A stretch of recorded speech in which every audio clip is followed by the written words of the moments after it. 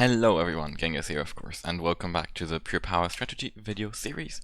And today we're finally going to get to talking about Malinovka, which, at least for me, is really one of my favorite strategies at the moment to play.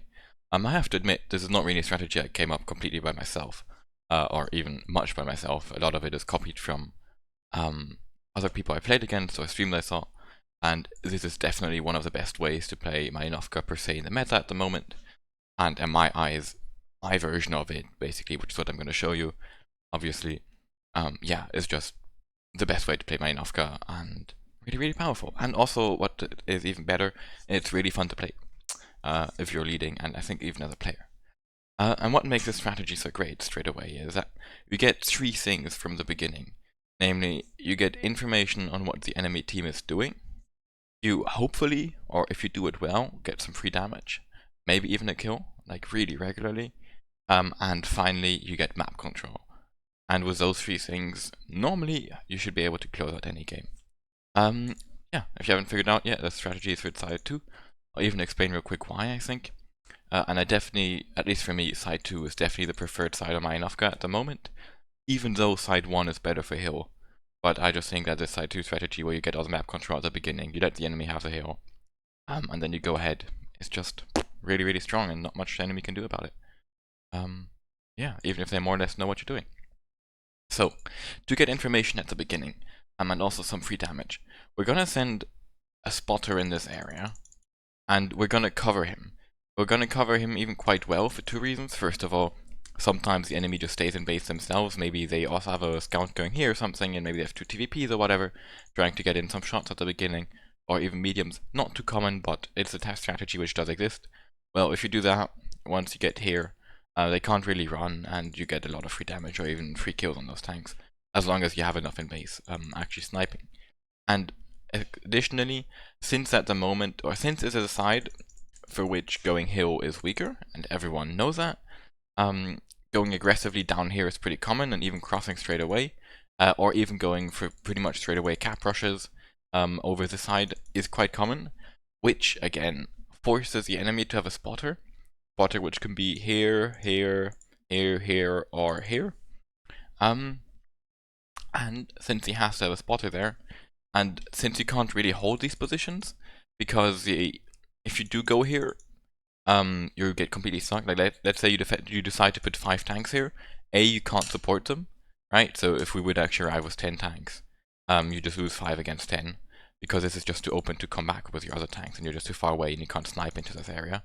And aside from that, again, even if you would put 5 tanks or 3 tanks or whatever, either in this down or next to this house, a single tank which manages to cross here, or even from here in the bushes, basically. From here in the bushes, you're able to spot anyone leaving this area, which would mean that your tanks here are completely stuck. Because, yeah, there can be snipers here wrecking you if you leave. So you don't really want to hold this position, but you really need to know if the enemy's coming here, so the enemy is going to have a spotter somewhere here. So, by sending our own spotter here, either we get in a lot of damage, or in the worst case, we're basically going to find a spotter, force him away, and if we don't fuck it up, we can even do a lot of damage or kill him. Now, to do this, at the beginning, there's a lot of things you can send here. You can send 9 or 7 straight away, 1 or multiple. You can go ahead with a bat chat because it's kind of got an autoloader or whatnot, and you're more independent of the spawns because you're going to have more bat chats than other tanks. On Malinovka, you're probably going to have 3 or 4 bat chats, so you're going to have one spawning over here, is what I'm trying to say in English. And you can also cross here straight away with heavies like i7s, 260s, 113s, 5.8s.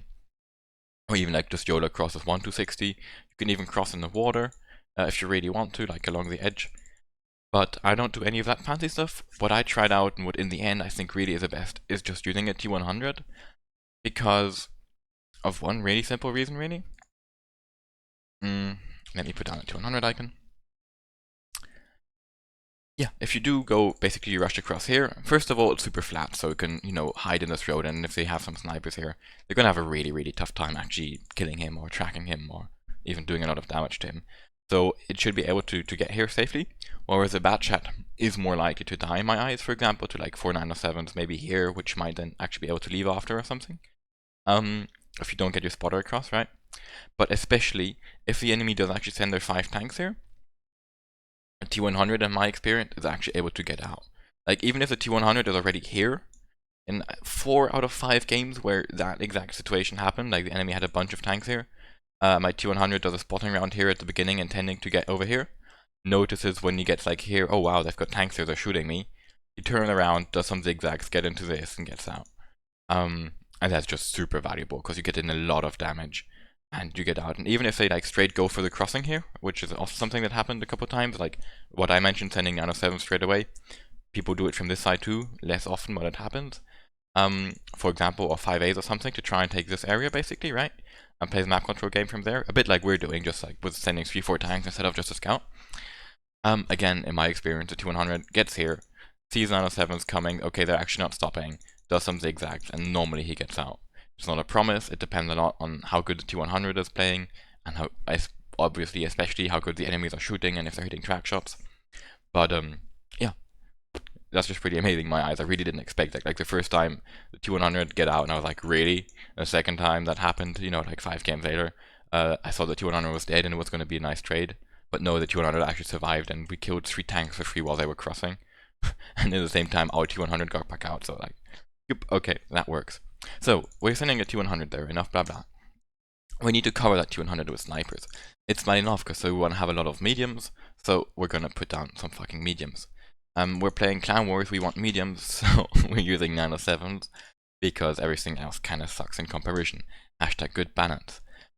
Furthermore, I would use at least 1 STRV, maybe 2 on this map, it depends a bit on situations. I think recently maybe only 1. And you can also put him here. I mean, STRV really, like, it does matter a lot whether you're standing here or here with your snipers, depending on your draw range. From here you can pretty much shoot like into this area really well. While from here you don't even have shots on the red line here anymore. While this is way better for shooting enemies here and even crossing here and here, right? So you're gonna have snipers in both positions. But the 907s, just to be clear on that, they stand here all the way in the back in the hoedown. They don't go to these areas. But yeah, right here you can stand hoedown, you can snipe anything. And if the enemy decides to push here, you can stay hoedown, shoot them like all the time till they drop down in the water there, like 3-4 times. Enemies in the back just see your turret and can't really do much damage to you. Then whenever you want to leave, you can safely retreat like this because you're already hoedown, and as soon as you get there, you're completely safe. And we'll come back to what happens if they do decide to take this in a second. But we've got a T100 rushing here, and he's covered by a bunch of snipers. Then, we need an I7. Basically on this map, you're going to need 2 I7 players if possible, with the highest range possible. Why 2? Because one of them is going to spot, and you don't know which one of them is going to have the best spawn. So the spotting, and I'm going to put an O, which means optics. Spotting I7 goes there. The other I7 doesn't really need to have optics, but, you know, since you don't know who spawns where. Yeah, it helps if they both do. When I say as much as possible, I mean like 490, 95 is the minimum view range they should have with optics. And if possible, it should go over 500 even. Like, I really would be happy. Normally I didn't always get that opportunity. But to literally have an i7 running vents and optics and rations and full view range skills and brothers in arms and bond consumable for extra view range or whatever, or like buffing the optics, I don't know. But like if you can get 520, 530 view range, that is awesome. And basically, yeah, that I7 just rushes straight and gets to this rock here. And from there, he's able to spot like all of this. I don't want to do the circle too big because I'm not too sure how far the view range exactly goes. But you really like, you completely lock down this area, you get some nice spots, like you really force the scouts out of this. This area becomes basically unplayable for the enemy too, or this position. And yeah, you get a lot of spots on this. And also, especially if I'm not playing with full mediums, you will spot them going towards a hill normally. If they go towards a hill, like you'll spot them crossing here or whatnot. If they really pay attention not to, like going like this and this, I guess you won't. But normally they can't really afford that, because if they have a strategy where their plan is to go hill, since they don't know what our strategy is at the beginning, and we could also be going hill, right? They kind of have to take the fastest route, or the fast route, right? Because if they go all the way around, and we were to be hill, then we would be here when they're still here, and they would kind of lose. So yeah, normally you get a lot of information, and you're also going to force out any spotters here. Quite often even you get to kill a spotter here, like if they have a T100 here or something, trying to be fancy. Normally he gets spotted at some point between this and this, at least latest when you move up here, but normally quite early, or rather he sees you coming and decides to run. But then as soon as you get here, like in this entire area, he can't really run unspotted. And if you've got good snipers here, You might even get a kill or a lot of damage onto that kind of spotter and so on. Why also really short detail I want to mention, but why the side is so much stronger than this side at the moment, or really one of the main reasons for that, and it's really stupid, is that from this side, the i7 at the rock is basically invulnerable. He goes full down there and no one can really pen him, and the only one who can really do damage is Artie. Well, from the other side, if you go here with an i7, first of all, there's a position, I think right here, but definitely like right in this area, where, for example, in STRV, I mean, basically any tank can go behind a bush, be unspotted, and shoot. And the terrain is slightly different, so that the i7 from this side is either always going to show a tiny bit of his upper plate or lower plate even, or of his turret roof. And you might think like, wow, an i7 turret roof, how are you going to snipe that or whatnot? But believe me, if you put like 2 STRVs there in 30 seconds, he's dead, if they really know how to play. Furthermore, you can also, from up here on the hill, like if you're driving up the hill, you got quite decent shots onto this guy, at least partially. So yeah, for those two reasons, sending an i7 here from the other side is pretty much a mistake, or if you really want, you can do it, but I never do because I feel like it's just a safe loss. And if the enemy decides to send an i7 here, at the same time as I'm sending mine here, I'm really happy because again, I just put my 1 or 2 STRVs right here, I try and get some shots from up here, and you just win the trade and they lose an i7 and you don't. Sure, your i7 is also going to lose a bunch of HP in that case because he's going to be perma-spotted and their arch is going to keep shooting you. Maybe their i7 gets in a shot or something. And you'll probably be down to 1k after that, but you know, you have an i7 on 1k, they have an i7 on 0, you win in that sense. Okay, so we've got a T100 here who spots all of this and gets us some free damage, hopefully on a spotter leaving here. We've got an i7 here, or even some more tanks. We've got an i7 here who gives us a lot more info here, and mainly gives us a lot of map control in this entire area. And if we get lucky, gives us some extra damage by, you know, having a scout doing a spotting around here, being spotted longer, earlier spotted back, or having someone here or here get spotted running away, or even just like a bit slower tanks, so tanks crossing a bit too aggressively, which end up in draw range, or just eat an arty shell, right? Like you spot some guys here and you get an arty shot in or something. Hopefully you get in some damage, but this guy is mainly there for the map control right at the beginning and the information. Then, another position I really want to get is this one. So, why? Well, again, it gives you even more map control, but more important than that, the thing is that the i7 here is safe, right? And that's awesome. But he's not safe here, obviously, right? He can get murdered by hero from the hill or whatnot. So, you don't want to have an i7 just die here to RT because he can't move and the RT just blind fires him or whatever. You want to get him out, and to get him out, he needs to be unspotted. And how can you assure he's unspotted? Well, by kind of having this under control, so there's no one in the bushes like here, and by making sure no one's in the bushes right here. Now how do you make sure no one's in the bushes right here? You put a guy right there. Which is why we've got a 907, basically the one with the best spawn, which goes right here. Let me also draw how. I guess it's no magic, but tack, why not? Yeah, like he just goes through the water basically, right? No magic there. But yeah, he goes through the water and goes straight there. The only case the 907 isn't going to go is if you see the enemy is staying in base with a bunch of tanks, because especially from this very position, they can shoot him when he's crossing here. So if you see that, which you will see in time thanks to the super aggressive T100 spot and even kind of this i7, the 907 is just going to be there, and in that case, he just stays there and snipes.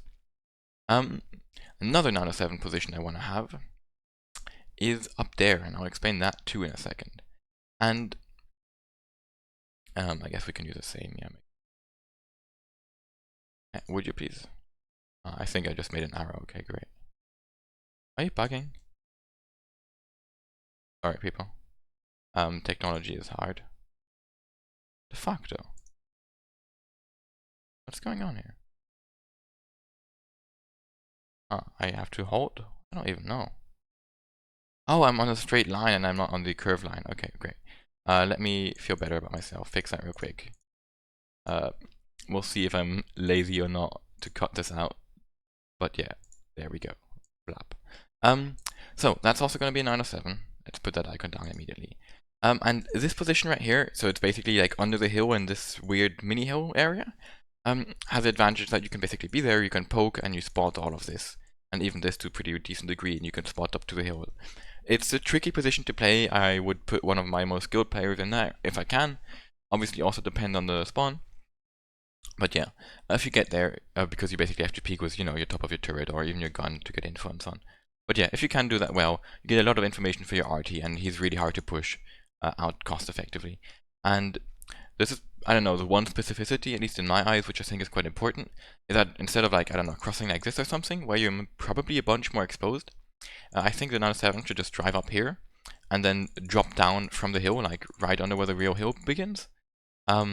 And then go like this. You're safe here in the ditch under the hill, so that's quite fine. Really, the dangerous part is this beginning part, because that's where you're the most in the open, and that's why I think the best way is to just really quickly drop down from the hill. There you're not spotted real quick, you're already down.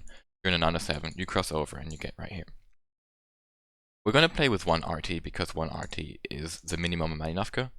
I'm not even going to put which one. I would probably use a T92 or a GW, but it's really up to you. It's also definitely considerable using two RTs, or rather two GW100s with a strategy. Also, I would change some tiny things. Maybe we'll have time for at the end of the video for that. Okay, so some more tanks I want to have, just because I want to have them, are two 5As, because we're playing very spread out with a bunch of scouts and so on. And in case the enemy does a straight up push, like YOLO over the hill or whatever, I feel like that's one of the most dangerous things which can happen, like one of the things most likely to make us lose. And to be able to lose less strongly if that happens, having two 5As is great, because they're just good at brawling and whatnot. And also in general, if you decide to retake the hill, having two 5As I feel is great, and just 5As are good at the moment. You could play this with full 907s, I wouldn't disagree, but I've played with 5As and I liked it, let's say it like that. And I'm even going to put like two icons. These are the beginning icons, and we'll get to those in a second. Okay. Now let's see, how many tanks do I have left? I thought I had like one more. Because I used to play with two batchets, I'm sure, and I also had an extra 907. Oh yeah, no, I've got the two 5As on, so that explains that, yeah. Okay, so we've got a batchet there, we've got a batchet there. Then we've got a 907 here. And that brings us to 15 tanks. Bloop. Like I said, you can basically take out a 907 and add another SRV if you want. But yeah, let me explain the last icons I put down before I don't. And you could even take out a batchet, I guess, but I don't like doing that. I feel like two batchets and one T100 is a minimum in spotters you need for Malinovka. So, we've covered these tanks, right? We've covered this tank. These two 5As and more or less this SJV, which is going to move around a bit, are there at the beginning to be able to snipe anything, basically this I7 spots. They're able to snipe in case they kind of counter rush this 907, for example. It sounds random, but like, and most enemies probably wouldn't do that, but in case they do, it's useful to have some tanks there, because you basically have no one else covering, right? All these tanks are out, and these tanks are busy driving up, and you've got the other batchets around, not really doing much and whatnot. So that's basically that. And then, yeah, we've got one 907 which rushes straight down here. We've got another 907 which I also send here normally, just to support, like to have one sniper here at the beginning. Able to support this tank, able to support this tank, able to get some shots, for example. I don't know, it's a batchet against batchet over here, right?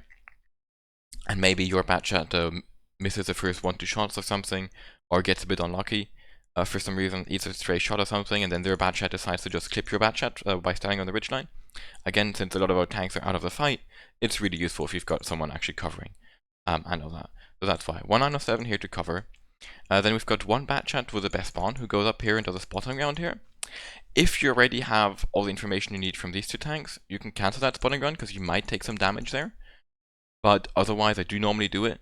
But yeah, this tank definitely needs to be careful. Just a spotting round, instantly get out, not take too much damage doing it.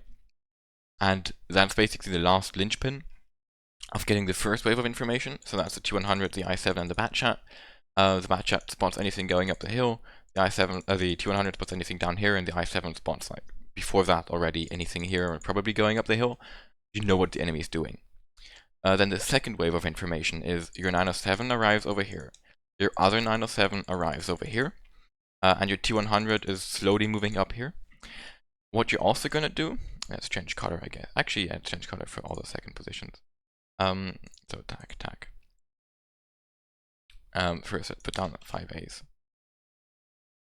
And then we're gonna have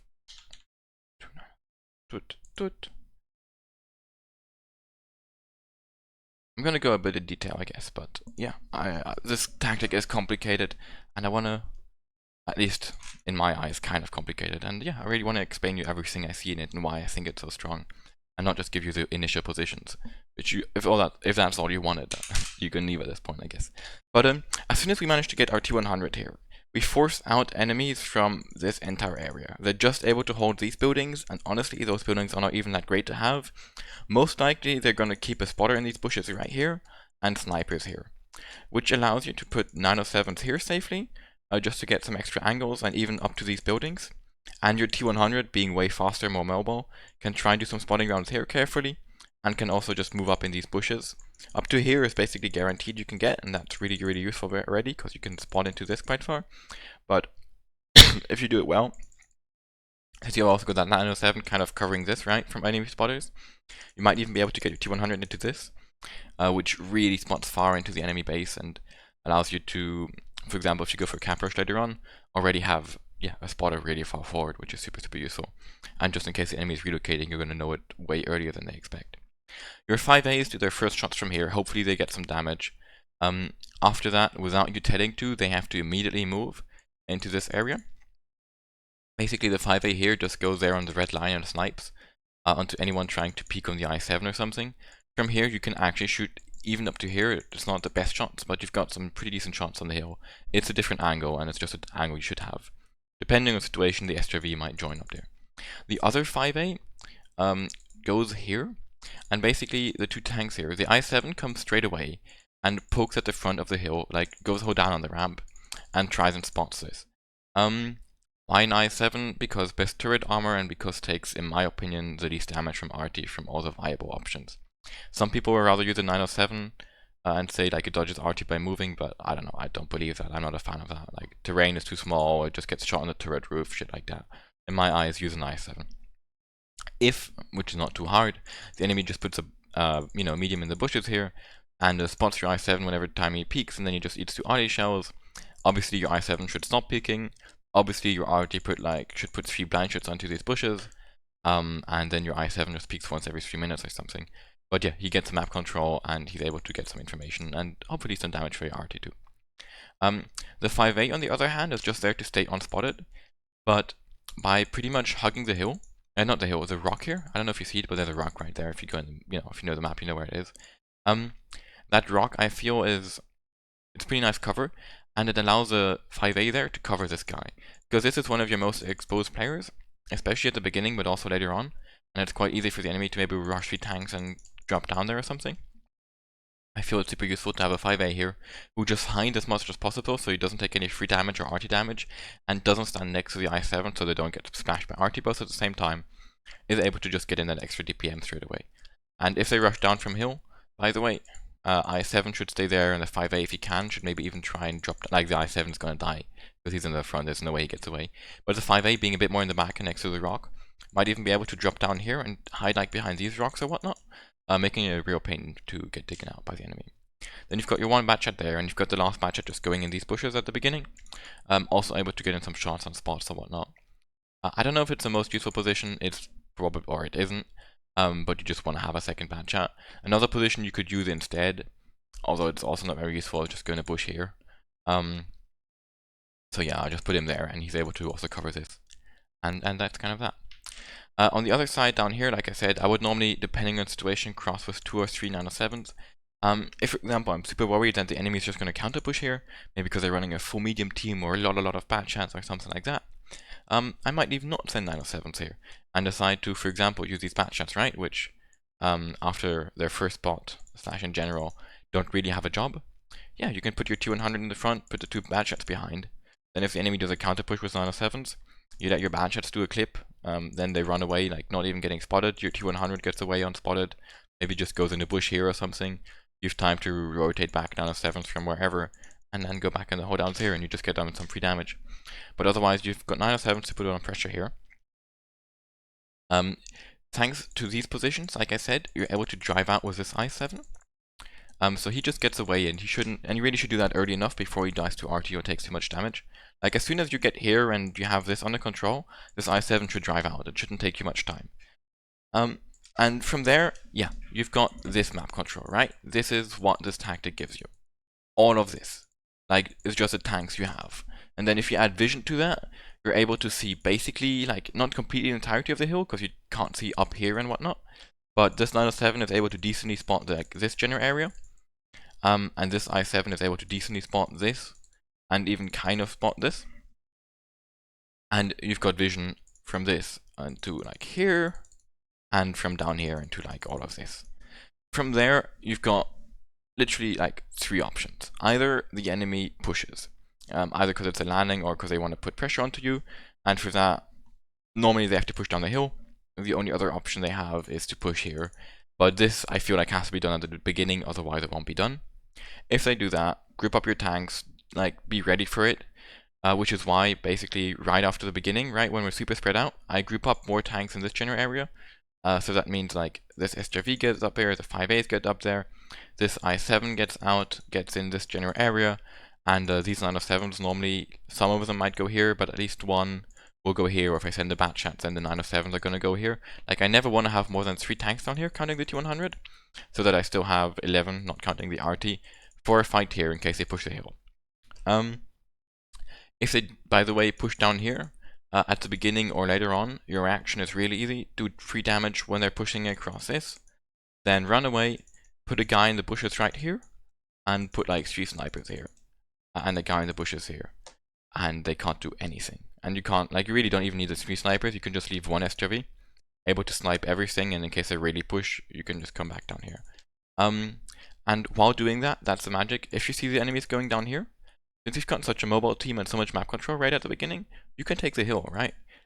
Nothing is written in stone that I don't take the hill, and quite often I ended up taking the hill right from the beginning with like a really piecemeal force, right? It's like I7 is already there, kind of goes up. This 907, instead of going like this, I also tell to go up. I added 2 batchets in, and this 907 who like kind of arrives 3 seconds or 10 seconds later. And then like the other 907s probably arrive more or less piecemeal, with like 1 staying in the bush here, SRV sniping here, and maybe like 5As also sniping for now from here. So it's definitely an option for you to take hill. But yeah, assuming that the enemy doesn't take hill, doesn't push down here at the beginning, so you don't take the hill, and doesn't push down the hill, and doesn't push here, but is rather, camping or defending. You've got 2 options left, which are either counter push the hill, or go for the cap. If you want to counter push the hill, it's easy. Don't leave more than a T100 here. Group up all your heavies on spotted. Group up all your other tanks right behind on spotted. Put some pressure in this general, like make the enemy believe you're down here, or even, you're going to go here at the beginning of the 200 and 907s. So you're going to see some tanks here. You're going to knock down some tanks. That's when you decide to push the hill, right? You see, okay, they left 2 heavies here. They've even got some snipers behind. They're going to have to, right? They see you crossing here. They see you having 907s here and whatnot. They don't have a choice. Then you instantly react, just leave 1 tank, group up as fast as possible whenever you decide to group up. Just it's really important in World of Tanks to not waste time when you're doing these kind of things. Maybe leave just the SRV here to be able to snipe. He can kind of shoot onto the hill and keep a lot of map control, and for example, if they decide to counter push with the 2-3 tanks here, he can support the T100 running away and stuff like that. But you can even also push with the SRV, group up everything else here, and super aggressively then you have to push and take this and kill whatever they have on the hill quickly with an overmatch. And from then on, hopefully, you lose 3 tanks, they lose 6 tanks, and then you win from there. On the other hand, if you decide to go for the cap, the way I do it at least is, again, just leave 1 I7 here. You're going to leave this 907 here too, because he doesn't really get away. But move everything, oh yeah, and you leave this 907 here. You move everything else away down here. And then the plan is going to be following, namely, you get your SRVs if you have 2. If you only have 1, maybe 1 SRV and maybe even a 907 who's low life or 2 or something, into this area to snipe. You group up your heavies here, you group up your bat chants, and you group up your mediums here, the T100 being the only question mark, and then you get ready to push. And when you push, you do following. You want to rush a tank into this area, probably the T100, but could also, for example, be this 907 going like this. But yeah, you get a tank into this area to be able to spot really deep into this when they rush back, right? Then you go with your heavies first, and when the heavies get around here, you also get going with your mediums, and then a bit later your bad shots. So that basically all those tanks arrive at the same time in this area. If the enemies have tanks right here, you just go with that group of 6-7 tanks, right? Your heavies, which is the 2 5As and the 1 I7, your 3 4 9 7s and your 2 bad shots, and kill that real quick. And after that, you basically send your heavies straight onto the cap, and you keep going with your mediums and your bad shots. And what you need to do with your mediums and your bad shots is first make sure you clear out the spotter here if they have one. Normally, a good team will have a spotter here, and he is the most important thing to die because he spots the cap. So as soon as you kill that guy, you're good. Then they can kind of try and survive. I would normally even yada yada and just keep going, basically.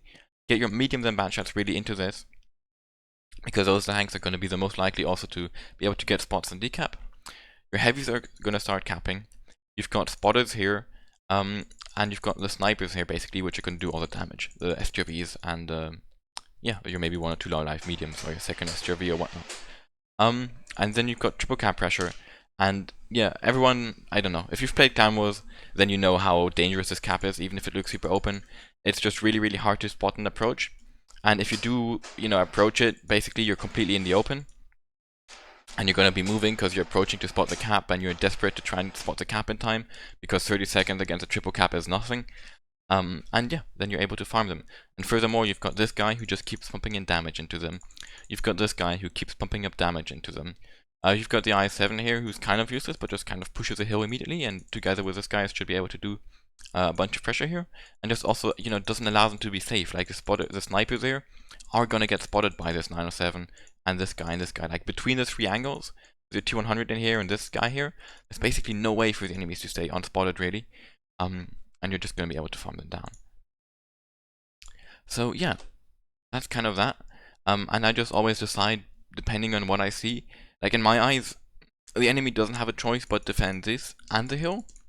And normally, between like the amount of spotter that you have, and also just your knowledge of the enemy setup, right, which you get at the beginning of the game, like, since you're going so aggressive with your spotters at the beginning, you're not even going to run into a situation normally where you don't know how many heavies and mediums the enemy has. You're going to know they have at least 5 heavies, or, I don't know, we spotted 11 tanks and none of them are heavies. Sure, they might have 2 or 3, but they don't have 8 or something. And that gives you a lot of information, right? A very medium heavy team, like a team with a lot of mediums, I would probably want to, I don't know. It depends, but if I feel like they're not on the hill, I would probably want to push the hill, because I've got 4 heavies and I've got those in the front, and they can do the damage for me. But if I see that the enemy has heavies stuck in these buildings, for example, I'm also going to go up here, right? Because like 3 heavies down here are never going to get in the fight. So then they have 3 tanks out of the fight, and I've got 1 tank out of the fight. And that's normally enough of an advantage to win, especially if you do it well. But on the other hand, if I see they have a bunch of heavies, but they're not leaving any other heavies down here, right? So I see like heavies on the hill. Oh yeah, I'm gonna go rush down here. Because mediums on the hill, 3-4, might come back in time to defend this, especially if they have enough tanks here to kind of stop your first wave. But if they've got 3-4 heavies up here, they're never gonna get back into the fight. Sure, they might be able to kill this 907 if they're smart, or this guy. If they go for this guy, they're really out of the fight. If they kill this 907, that's cool, but it doesn't really bring them much. And the best thing is that in either case, your cap is pretty safe, I feel. So yeah, I don't know. Sorry for the long video, I expect. How long is this? Tell me. Yeah, 33 minutes already, holy hell. But I really hope that I wasn't too boring. I really believe the strategy to be super strong. The little things to play around with are 1 or 2 STRVs, 1 or 2 RTs. If you want to see this strategy in action, have a look at my, just put Malinovka in the recent videos of me. There's probably 20, 30 from the last campaign, maybe it's just 15 up on YouTube. And they really show the power of the strategy, I think. And I hope you enjoyed, and yeah, if you did, please leave me a comment and a like, because these videos are a lot of work for me. And I spend way more time on them, and a lot of thinking, and they don't normally get as many views as the other ones. So those of you who do appreciate them, well, I would be very happy if you actually share them around. Okay, maybe also tell me if you've got any specific maps or sides or whatever you want to see next. And bye bye, see you next time.